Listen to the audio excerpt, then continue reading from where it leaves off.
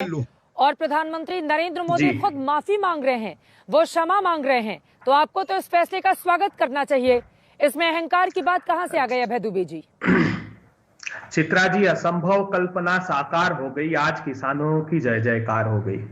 मैं जानना चाहता हूं प्रधानमंत्री जी, आज मोदी सरकार ने एक घृणित पाप का इरादा त्याग दिया है, और वो भी कई बर्बर यातनाओं के बाद। किसान लगातार याचना लगा रहे थे और आप यातना दिए जा रहे थे, लाठियों से लहूलुहान करके, उनको आतंकी करार देकर, उनकी राहों में कील और कांटे बिछाकर। इतना से भी पेट नहीं भरा तो उनको लखीमपुर में रौंद कर मार दिया। मोदी जी ने आज कहा कि दिए के प्रकाश जैसा सत्य।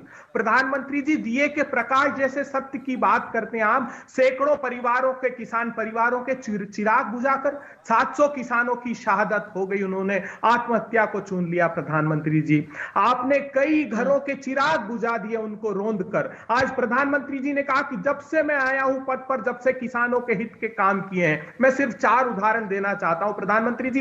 आप पद पर आए, आते ही आपने 150 रुपए का धान और गेहूं का बोनस बंद कर दिया। आप भूमि के 3 कानूनों के खिलाफ अध्यादेश 3 लेकर आए। 50% समर्थन मूल्य ऊपर देने से सुप्रीम कोर्ट में मना कर दिया। आप जिस फसल बीमा योजना की बात कर रहे थे वो गुजरात ने बंद कर दी।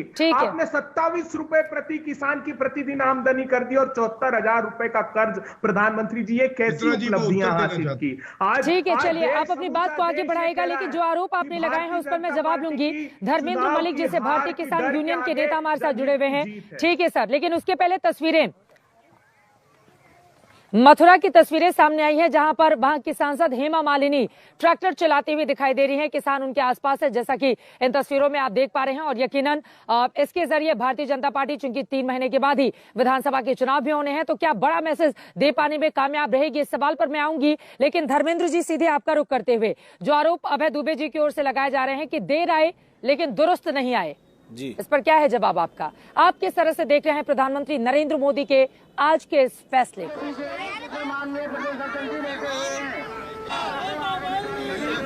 नहीं, देखिए, सबसे पहले मैं उन किसानों को धन्यवाद देना चाहूंगा जिन्होंने इस सामूहिक लड़ाई को इस अंजाम तक पहुंचाया कि केंद्र सरकार को ये बिल वापस लेने पड़े।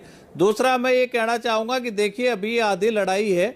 हमारी जो बात थी वो एमएसपी कानून गारंटी बने, कृषि कानून वापस हो, और जो पराली एक्ट है उसमें संशोधन किया जाए, और बिजली अमेंडमेंट एक्ट था। तो 2 बातों पे पहले ही सहमति हो चुकी थी, 2 चीजें बची थी।